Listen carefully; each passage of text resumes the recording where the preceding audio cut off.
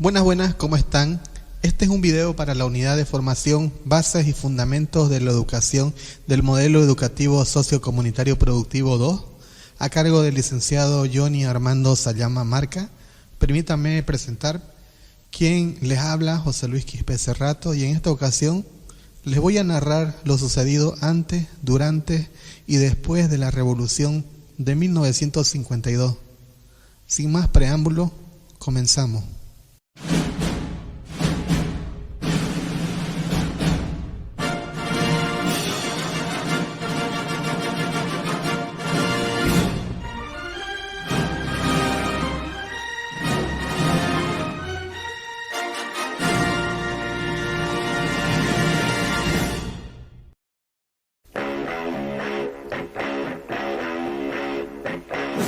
Antecedentes de la Revolución de 1952.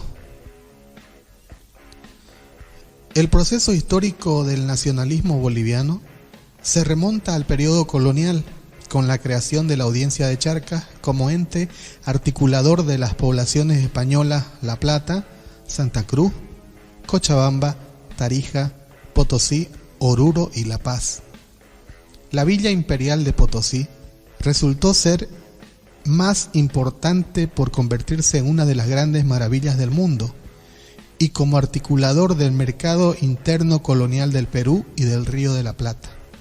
El ejercicio de su poder sobre un vasto territorio conformado por los actuales países como Bolivia, Paraguay, Argentina, Uruguay, parte del Perú, Brasil y Chile, quizás más que todo se debió a la falta de presencia efectiva del virrey, y esta situación influyó decisivamente en la formación de una colectividad social y regional hasta cierto punto con autonomía. Entonces su institucionalidad desde el siglo XVI iba creando una base social frente a las proporciones de su supresión o mutación, y esta situación indudablemente con el tiempo fue adquiriendo una forma de nacionalidad en torno al criollaje. La sociedad colonial estaba estructurada de una manera estamentaria y vertical. Los españoles ocupaban el primer lugar, luego le seguían los criollos, que eran los hijos de españoles nacidos en América, y el grupo intermedio lo constituían los mestizos. La masa poblacional mayoritaria estaba constituida por las comunidades indígenas y sus miembros estaban segmentados en diferentes categorías variables como consecuencia de imposiciones tributarias y de servicio personal en la mitad de Potosí. La rebelión de Tupac Amaru, como consecuencia de la crisis económica y el deterioro sociocolonial, conmocionó a toda América y fue el factor decisivo para las propuestas nacionalistas. Los llamados gritos libertarios que se produjeron en La Plata y La Paz el 25 de mayo y el 16 de julio de 1809 respectivamente, fueron los antecedentes de la Guerra de la Independencia.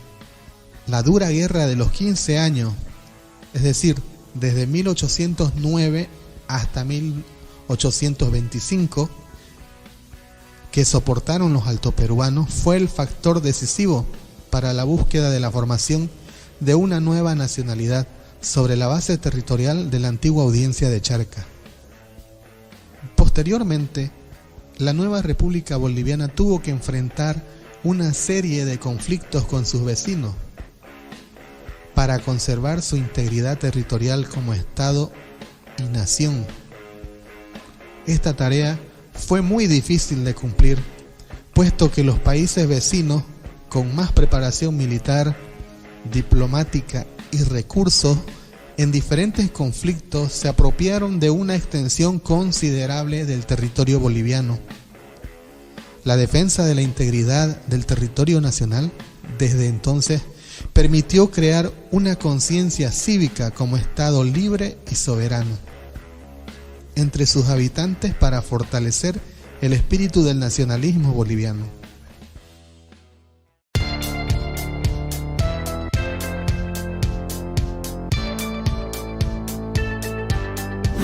El nacionalismo étnico.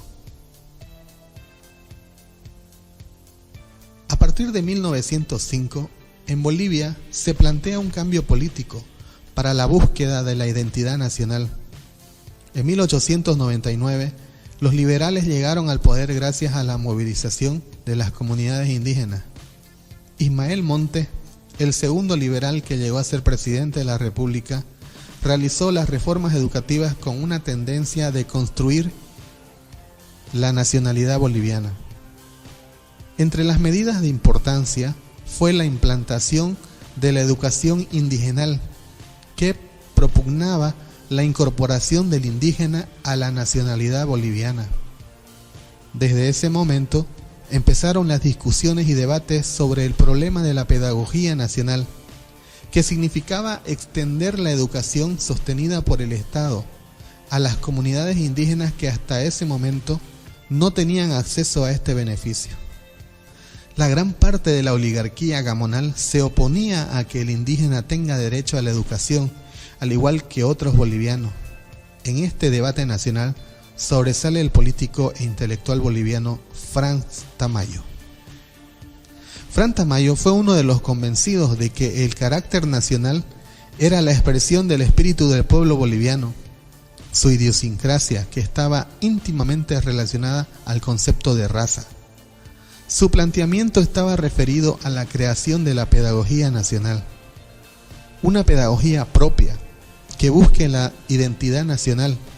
Por tanto, para buscar la solución de nuestro problema pedagógico, no debía ir a resolverse en Europa, ni en parte alguna, sino en Bolivia.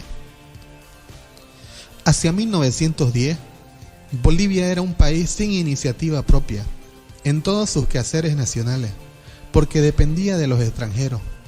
Tamayo dice sobre esta situación: lo poco que en el país existe de alto comercio está en manos de extranjeros. Los pocos grandes establecimientos mineros están poseídos o dirigidos por extranjeros. Todas las construcciones ferroviarias hechas o por hacerse están en manos extranjeras. Los pocos libros realmente científicos que existen sobre Bolivia están escritos por extranjeros. Esta forma de plantear como una cuestión preocupante de la realidad boliviana conlleva un proceso complejo de realización que sin duda debe llevarse a través de la pedagogía nacional, no solo para construir la identidad nacional, sino también todo lo relacionado a la economía, tecnología, cultura y política.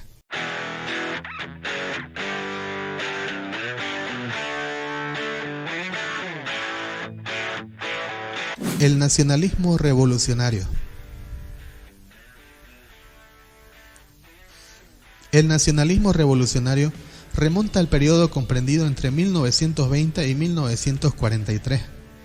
El tema central de este periodo, por supuesto, está en el impacto de la Guerra del Chaco sobre la sociedad boliviana. Los social nacionalistas empezaron a organizarse en un partido nacional bajo la dirección de los diputados independientes del Parlamento. Estos, en su mayoría izquierdistas, como Rafael Otazo, Víctor Paz Estenssoro, Germán Monroy Bloch, Fernando Chinel y Atilio Molina Pantoja, se aliaron con intelectuales como Céspedes y Carlos Montenegro, formando núcleos partidistas desde casi las primeras sesiones del Congreso Ordinario de 1940. Este grupo, formando un bloque parlamentario, pronto comenzaron a pensar en un partido unificado, y para fines del año el nombre del Movimiento Nacionalista Revolucionario MNR empezó a hacerse popular en el ámbito nacional. El nacionalismo revolucionario boliviano desde entonces se caracterizó por sus connotaciones ideológicas de anticolonialista, antiimperialista, defensor de los recursos naturales y de la soberanía nacional. El nacionalismo revolucionario históricamente fue el producto de la Guerra del Chaco, que abarcó desde 1932 a 1935. El conflicto internacional con el Paraguay llevó al pueblo boliviano a sacrificar a muchos jóvenes varones indígenas y mestizos, sin saber que eran integrados como bolivianos. La Guerra del Chaco fue un proceso de reconocimiento del personaje desconocido. Todos los activos hombres del país fueron movilizados y convertidos en soldados en su totalidad para que se identifiquen como bolivianos. Obviamente, la mayor parte de los soldados eran únicamente un vasto campesinado, históricamente marginal. El indígena como producto del colonialismo y del marginamiento social, sin poder explicarse por qué era obligado a ir a la contienda bélica con el Paraguay. Su participación no partía de un sentimiento patriótico, porque aún no era considerado como boliviano. Entre tanto, los indígenas que se encontraban en las trincheras de los puestos frente al enemigo se preguntaban por qué estaban delante, frente a los paraguayos, mientras que los hijos de los burgueses se encontraban en la retaguardia. Se daban cuenta que están luchando por una nación que no les pertenecía, pero después de la contienda entendieron que podían reclamar su derecho por haber entendido que defendieron la soberanía nacional, aunque también era cierto que lucharon por una nación que no existía para ellos. Es evidente que el Chaco fue el fracaso de la República Liberal y la derrota de la ideología del darwinismo social. Durante el gobierno de Gualberto Villarroel de 1943 a 1946, se dieron dos grandes pasos de gran impacto revolucionario que provocaron la reacción de la oligarquía boliviana sustentada por la sociedad rural boliviana y los tres varones del estaño, Patiño, junto a Mauricio Hochschild y Carlos Víctor Aramayo. Resultaron ser poderosos en el país que incluso manejaban a los gobiernos de turno. El poder de la minería no era transitorio, sino duradero y bien estructurado. El poder minero sentó su dominio prácticamente sin oposición y se convirtió en dueño y señor de la situación del país, de manera que si los gobiernos conservadores les sirvieron, los liberales lo hicieron con más entusiasmo. Igualmente, les fueron útiles por igual indios y terratenientes. Esto demostraba que el atraso del país y la debilidad del Estado era una realidad frente al poder de la pequeña burguesía minera. El primer paso fue la movilización obrera y campesina. Esta acción sin duda culminó con la organización de la Federación Sindical de Trabajadores Mineros de Bolivia, la organización sindical más importante del país, que fue organizada por el gobierno movimentista en el Congreso Minero de Huanuni en 1944.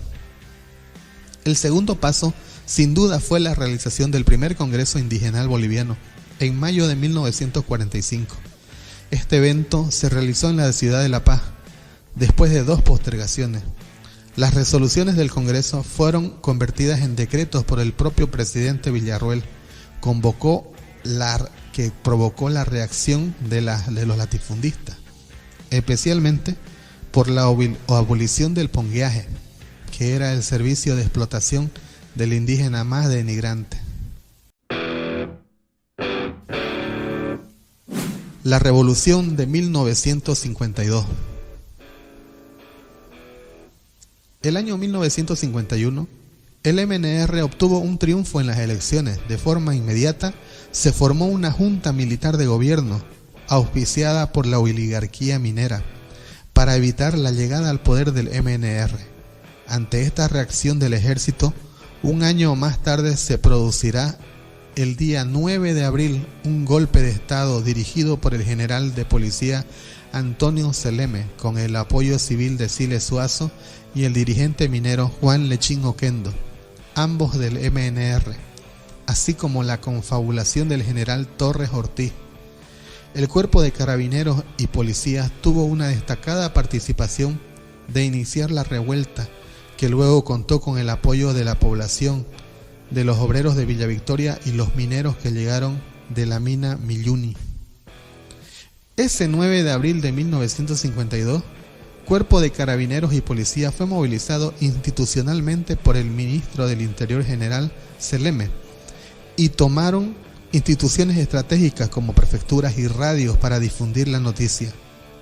También fueron movilizados los regimientos de Carabineros Capitán Ceballos y 21 de Julio, la Brigada Departamental de Policía, cadetes en la Escuela de Carabineros y Policías y la Dirección General de Policías y Carabineros, todos con armamentos y municiones para tomar las zonas estratégicas. A los civiles del MNR que acudieron, así como a muchos voluntarios obreros sobre todo, se les distribuyó armas y municiones provenientes de los regimientos. El arsenal de la Plaza Antofagasta, tomado por el capitán del ejército Israel Telles, ya había sido distribuido a combatientes civiles, pero el general Torres Ortiz, comprometido en el lanzamiento, se desmarcó a última hora e hizo acuartelar al ejército. Se dispuso a repeler el golpe. El doctor Siles Suazo se asiló en la nunciatura. Ese mismo día, viendo el incontrolable desborde popular, renuncia el general Seleme a la conducción del gobierno revolucionario. Quedó Ochín Oquendo, máximo dirigente de la Federación de Mineros, dirigiendo el lanzamiento en las calles con las consignas reforma agraria y nacionalización de las minas. El día jueves 10 de abril continuaron los combates. Juan Lechín Oquendo, encabezando a los mineros de Milluni, tomó el grupo aéreo de caza y desde allí mandó aviones a soltar panfletos sobre el gran cuartel de Miraflores, induciéndolos a rendirse. El pueblo asaltó el retén de la garita de Lima, sacó armamento y munición y siguió luchando. El viernes 11 de abril, Lechín junto a Rolando Requena se dirigieron a tomar el gran cuartel de Miraflores. Posteriormente, apoyados por el pueblo alzado, tomaron el Palacio Quemado. Horas más tarde llegaron los políticos del MNR, quienes no vieron conveniente realizar la reforma agraria, muchos de ellos eran latifundistas, ni la nacionalización de las minas. Al final, el doctor Siles Suazo cedió, pues Lechín Oquendo argumentó que esas consignas llevaron a la gente a ofrendar su vida, y era la inmensa multitud que estaba en ese mismo instante afuera en la plaza coreando la victoria revolucionaria. La derrota del ejército cobró un saldo de 490 muertos. Hernán Siles Suazo y Juan Lechín Oquendo asumieron el mando de gobierno, hasta que unos días más tarde regresó Víctor Paz Estenssoro, que estaba desterrado en Buenos Aires.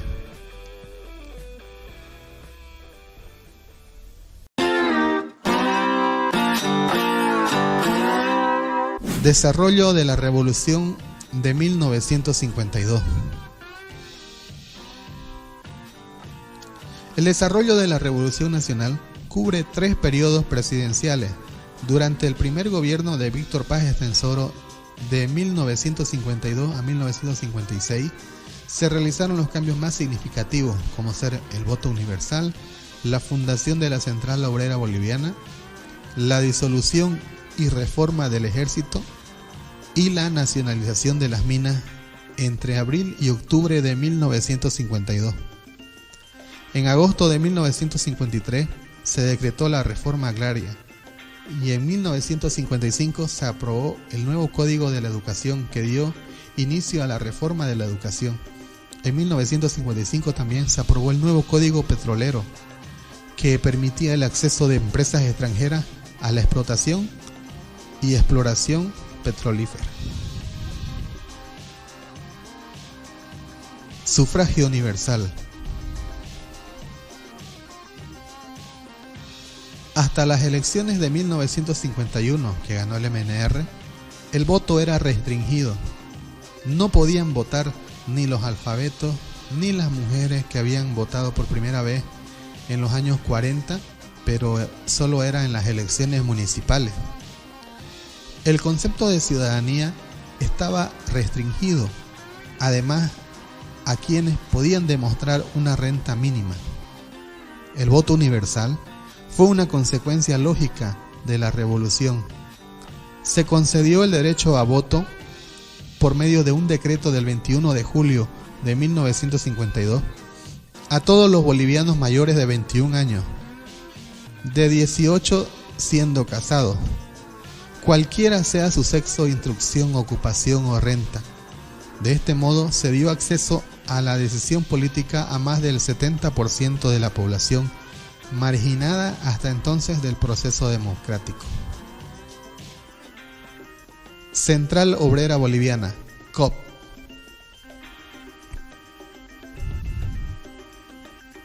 El 17 de abril de 1952, 6 días después del triunfo revolucionario, se fundó la Central Obrera Boliviana. Era la culminación de un largo, doloroso y heroico proceso de construcción de un movimiento proletario que representara a la totalidad de los trabajadores bolivianos, desde las etapas embrionarias de principios de siglo hasta la instancia. Se había logrado una conciencia de clase y madurez política que hizo posible la coincidencia entre la revolución y la creación de este instrumento de lucha que unificó a los sindicatos bolivianos. Entre 1952 y 1956, la COP fue totalmente controlada por el poder hegemónico del MNR. Juan Lechín Oquendo fue elegido secretario ejecutivo, cargo que desempeñó hasta 1987. A lo largo de la historia de Bolivia, nunca, ni siquiera en la experiencia de la Asamblea Popular en el gobierno del general Torres, se ha dado una participación tan directa e inmediata de las organizaciones sindicales de los obreros en el gobierno como ocurrió en 1952. En la práctica, se trataba de un cogobierno entre la Central Obrera Boliviana, COP, y el Movimiento Nacionalista Revolucionario, cuyas dos cabezas eran Juan Lechín Oquendo y Víctor Paz Estenssoro. Ya a partir de los postulados de la tesis de Pulacayo, en 1946, la clase obrera mostraba su impulso y su conciencia revolucionaria, en la que se planteaba la necesidad de la toma del poder. La revolución de 1952 no fue una revolución proletaria, sino policlasista, pero estuvo fiscalizada por la fuerza obrera, que inmediatamente tomó su cuota de poder en la conducción del Estado. Esta situación planteó la presencia de ministros obreros, por ejemplo, Juan Lechín o Germán Butrón, y una especie de dualidad de poderes ya mencionada. La COP tenía poderes de decisión en la elección de muchos cargos importantes y fue factor determinante para la nacionalización de las minas y la reforma agraria. Fiscalizaba a través del control obrero, que era individual y no colectivo, la administración de Conmebol y otras importantes empresas estatales. El viejo y nuevo ejército, las milicias populares. Por primera vez en la historia del país, un gobierno tocó la estructura más profunda del ejército. La tesis era que un Estado revolucionario debía contar con un nuevo ejército revolucionario. Los modelos soviéticos y mexicanos en diversas medidas inspiraron en parte esta decisión. La estrepitosa derrota militar a manos de los revolucionarios en abril de 1952 condujo a la idea de que había que destruir la raíz oligárquica de las Fuerzas Armadas. Las dos medidas básicas que se tomaron fueron, por una parte, la clausura del colegio militar y por otra, la separación de las filas de altos oficiales.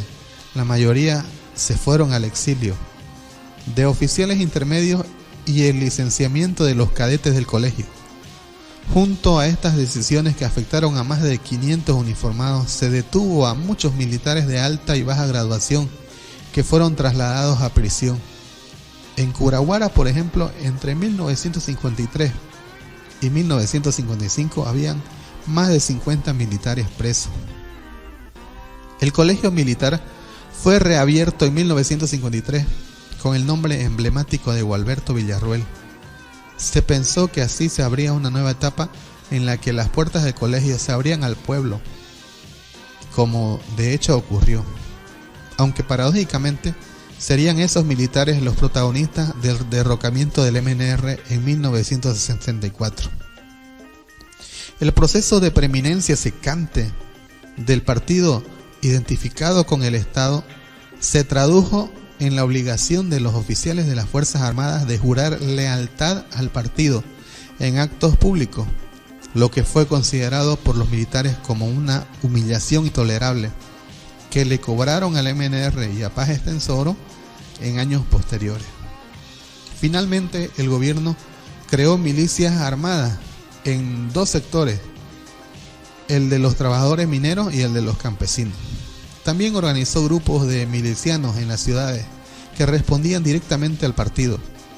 Esta organización garantizó el poder obrero y el campesino, que respaldó militantemente la estabilidad de la revolución, aunque también generaron violencia, sobre todo en el campo, en enfrentamientos sangrientos entre comunidades campesinas hasta bien entrados los años 60.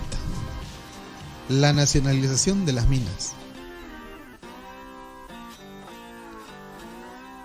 El 31 de octubre de 1952, Paz Estenssoro firmó el decreto de nacionalización de las minas en el campo de María Barzola de Catavi, Potosí. Uno de los postulados de la revolución había sido la eliminación del llamado superestado minero. Entre abril y octubre de 1952, trabajó una comisión para estudiar las medidas a tomarse. Las presiones populares canalizadas por la COP definieron algunas dudas. El decreto se firmó contando con el control obrero, una medida política sin precedente en el continente, que demostraba fehacientemente la importancia capital del poder sindical, cuya fuerza se mostró nítidamente en los 12 años de gobierno del MNR. La nacionalización revertía al Estado todos los bienes, yacimientos e instalaciones de las tres grandes empresas, Patiño, Hochschild y Aramayo. Para la administración de las minas del Estado se creó la Corporación Minera de Bolivia, Conmibol, que comenzó su gestión con graves desventajas, escaso capital de operación y sobre todo maquinaria ya obsoleta, y muchas vetas en franco descenso de producción o simplemente agotadas. La consecuencia lógica fue un altísimo costo de producción que hacía poco competitiva la exportación estanífera boliviana. La reforma agraria. Entre las medidas adoptadas por el gobierno revolucionario, probablemente la reforma agraria sea la más significativa, esencialmente porque fue el paso más importante dado en la época republicana por integrar al país y hacerlo una verdadera nación. La reforma significó, entre otras cosas, la incorporación de casi 2 millones de habitantes al mercado nacional como productores y también como consumidores, sobre una población total de 3 millones. Se eliminó además un sistema de explotación y una estructura económica muy próximos al feudalismo. Antes de la reforma agraria, los grandes propietarios, particularmente en el altiplano y el valle, controlaban en latifundio más del 95% de las tierras cultivables del país. El pongueaje se practicaba aún a pesar de su abolición en 1945. Tanto las presiones de sectores campesinos y de la COP como la decisión del gobierno, que había creado una comisión para definir el problema de la reforma presidida por el vicepresidente Hernán Siles, fueron paralelos a la propia acción de campesinos armados que comenzaron a tomar por cuenta propia las haciendas del Valle Cochabambino. El decreto de la reforma agraria se firmó en Ucureña, en Cochabamba, el 2 de agosto de 1953. El principio básico sustentado fue: la tierra es de quien la trabaja. La reforma educativa de 1953. En 1953 se creó la Comisión Nacional de Reforma Educativa y en 1955 se dictó el Código de Educación, que determinó modificaciones sustanciales en la estructura educativa boliviana. Básicamente se concebían 4 niveles educativos: la educación regular a través del ciclo preescolar, primario, secundario, vocacional, técnico y universitario; la educación de adultos, la educación de rehabilitación y finalmente la educación extraescolar y de extensión cultural a la comunidad. Se puso mucho énfasis en el sistema escolar campesino con el incremento de núcleos escolares desde la primaria hasta normales rurales, siguiendo la experiencia de Guarizata por el Lizardo Pérez. Se determinó la obligatoriedad y gratuidad de la enseñanza primaria y finalmente se intentó un programa de alfabetización con medianos resultados. La reforma tenía que ver con el esfuerzo por masificar la educación y ese fue sin duda el resultado más evidente del cambio revolucionario. La explosión de las escuelas rurales fue muy significativa porque no hubo una correlación entre número y calidad. En su conjunto, la reforma educativa que modificó el currículo e intentó inyectar un contenido de reforzamiento de la identidad nacional a los procesos educativos se enfrentó a un sistema de escuelas normales incapaz de formar maestros de buen nivel. La masificación devino de un bajo rendimiento académico, una inadecuada supervisión y un proceso de sindicalización que, politizado como estaba, no dio preeminencia a los cargos de exigencia académica. Los bajos salarios del magisterio fueron también un talón de Aquiles en el sistema, dado como resultado muchos maestros mal pagados y una educación por debajo de los estándares indispensables. Los hidrocarburos y la inversión externa. Desde la creación de YPFB hasta el comienzo de los años 50, la empresa estatal languideció con un nivel de producción mínimo. Entre 1940 y 1950 se produjeron entre 1.000 a 2.500 barriles por día. El advenimiento de la revolución significó un impulso consciente de la producción de hidrocarburos como una alternativa de diversificación económica, pues surgió la posibilidad de exportar crudo una vez cubierta la demanda interna. Fue el trabajo de José Páez Tensoro el que hizo posible el crecimiento notable de YPFB, que tuvo su verdadero nacimiento como parte esencial de nuestra economía en la década de los años 50.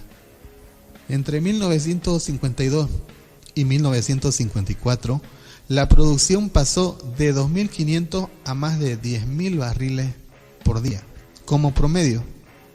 Además, comenzó a explotarse el gas natural. Al comienzo de los años 60, Bolivia producía alrededor de 20 millones de pies cúbicos por día, lo que impulsaría el crecimiento espectacular que se dio en los años 60. Este salto se hizo posible con una inversión que en parte significativa salió de una transferencia de recursos de la Conmebol a YPFB, que permitió la explotación del área de Sanandita, perforación de pozos e impulso de Camiri como centro vital de producción de crudo, y la construcción de ductos de transportes de crudo de los centros productivos al altiplano y posteriormente a Arica para la exportación. Este oleoducto fue terminado en 1958. Fue precisamente en el ámbito del petróleo que el gobierno del MNR dio una muestra evidente de que sus concepciones estatistas no solo tenían matices, sino que apostaban a la necesidad de inversión externa y una política liberal en este campo. El Código del Petróleo, preparado por un bufete estadounidense de abogados, Davenport y Schuster, se aprobó como decreto en 1955 y, por si hubieran dudas, se ratificó en el Parlamento en 1956, ya como ley promulgada por el gobierno de Siles Suazo. Este código otorgaba amplias facilidades a los inversionistas a cambio de una regalía del 11% al Estado, que podía reducirse según el caso, y un impuesto sobre utilidades del 30%.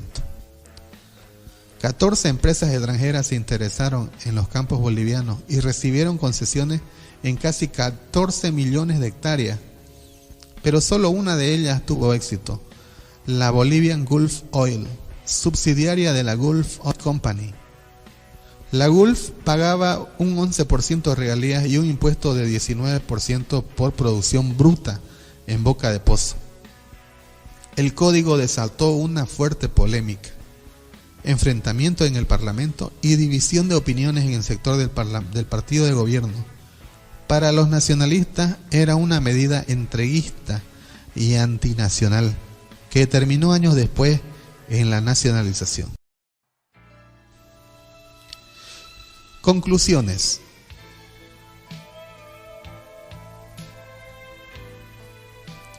La Revolución de 1952 es un hecho fundamental en la historia contemporánea de Bolivia, pues cambió el país al punto de que es imposible comprender la Bolivia de hoy sin entender la significación de la revolución. Por una parte, se modificó totalmente la estructura económica, de una economía semifeudal, la agricultura, controlada y dependiente de capitales privados de incalculable poder, como la minería particularmente, se pasó a una economía básicamente controlada por el Estado, en más del 70%.